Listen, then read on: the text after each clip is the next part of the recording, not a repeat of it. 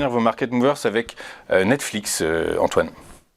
Oui, alors Netflix, j'ai sélectionné ce titre parce que hier, c'était intéressant. Alors, outre le fait que le titre a progressé de 3%, on a eu une note d'analyste assez positive sur le titre Netflix, sur le fait que le géant du streaming, numéro un mondial, teste actuellement au Canada une offre sans, il a supprimé l'offre sans publicité, donc qu'avec publicité, et il n'y a pas vu de baisse de nombre d'abonnés, au contraire.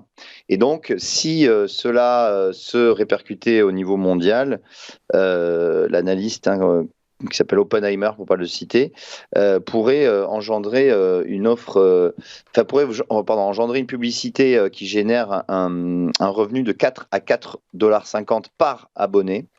Donc c'est assez impressionnant, c'est beaucoup plus haut.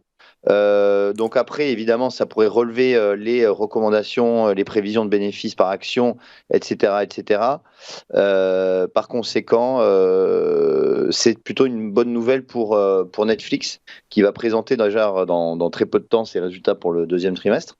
Mais effectivement, après, quand on regarde la courbe de Netflix, on voit qu'on est vraiment dans une reprise haussière, et que justement maintenant les objectifs sont très clairs. Ça correspond au gap baissier qui avait été ouvert au début 2022.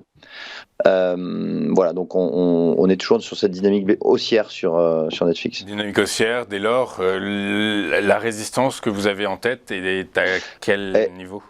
Alors, la première résistance, c'est la bande basse du gap, donc c'est situé à 456 $. Et la deuxième, c'est la borne haute du gap, donc à 506 $. Ok, si on devait regarder vers le bas, on regarde à quel niveau? Alors, le premier niveau de support identifié, c'est 378 $. On en est assez loin quand même.